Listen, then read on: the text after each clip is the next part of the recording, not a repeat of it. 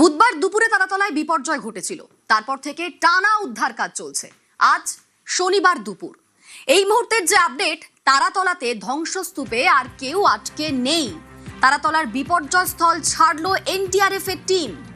ঘটনাস্থলে কলকাতা পুরসভার ইঞ্জিনিয়াররা রয়েছেন। এবার শুরু হবে ধ্বংসস্তূপ সরানোর কাজ।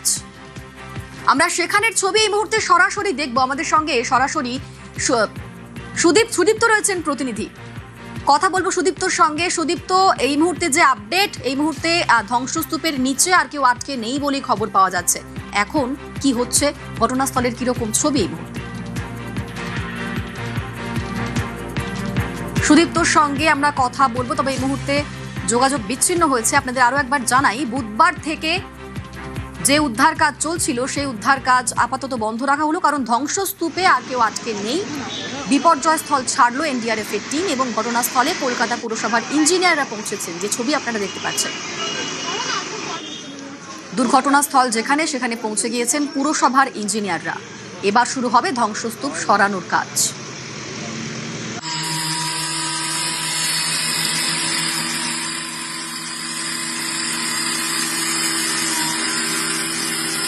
গতকাল রাতেও দেখা হচ্ছিল আর কেউ আটকে রয়েছে কিনা, ধ্বংসস্তূপের নিচে আর কোনো প্রাণের সন্ধান পাওয়া যায় কিনা।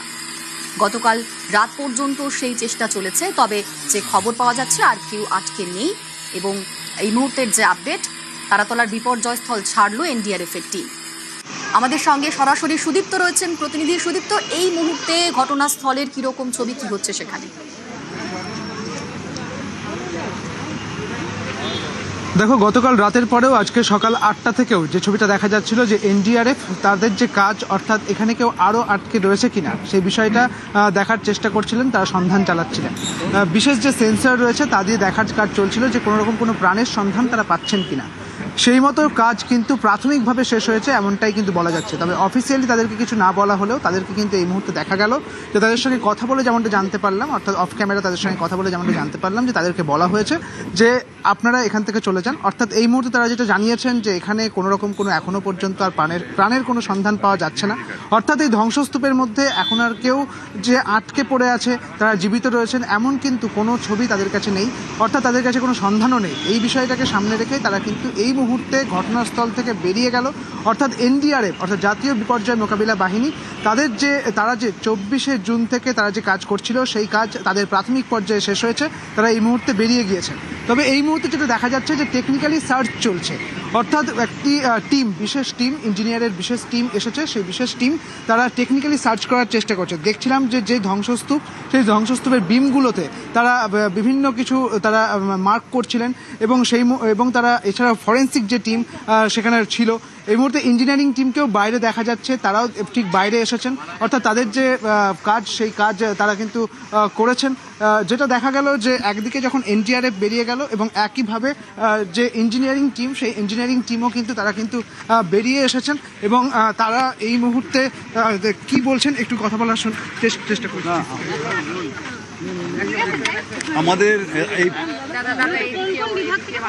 আমাদের বিশ্ববিদ্যালয়ের 4টে বিভাগ থেকে আজকের এই ইনভেস্টিগেটিং টিমের প্রতিনিধি আছেন। Architecture department, civil department, construction engineering department এবং মেটালার্জি ইঞ্জিনিয়ারিং।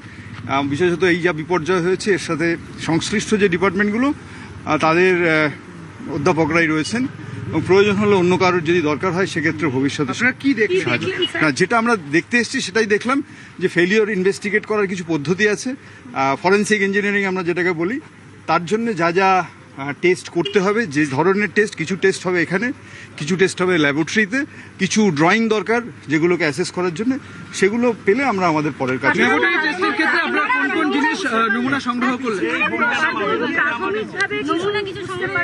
নমুনা সংগ্রহ করার প্রাথমিক পদক্ষেপ আজকের আমরা নিলাম, অর্থাৎ কোন কোন জায়গা থেকে নমুনা পরীক্ষা করা হবে, কোথায় এখানে ইনসিটু টেস্ট হবে, বহু ধরনের টেস্ট এখানে হবে, including soil test, including analysis of the structural design, drawing, detailing যদি কিছু থেকে থাকে।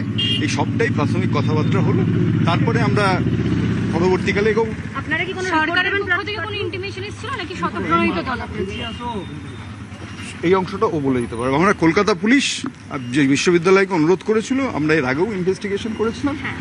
তার ভিত্তিতে এই টিম তৈরি হয়েছে যে এবার দীপঙ্কর বাবু বাকিরা আপনারা করতে পারবে। রিপোর্ট দেবেন কোনো নিশ্চয়ই আমরা যখন এসছি দেখছি কাজ করছি ফলে কোনো একটা রিপোর্ট নিশ্চয়ই দেওয়া হবে কোনো একটা সময়। উদ্ধার কার্য শেষ হয়নি আমরা দেখতে পাচ্ছি এখনো ইন্ডিয়ার বলছে যে উদ্ধার কার্য উদ্ধার কাজ শেষ হওয়ার পরেই আমাদের বাকি কাজটা শুরু হবে, না ফ্রি অ্যাক্সেস পাওয়া দরকার সাইটে কিছু টেস্ট করতে গেলে, সেটা না হওয়া পর্যন্ত হবে না, সেটা শেষ হলেই করবো। এই ধ্বংসস্তূপ সম্পূর্ণভাবে সরানোর পরে আপনারা সরানো আবার না, আসবেন।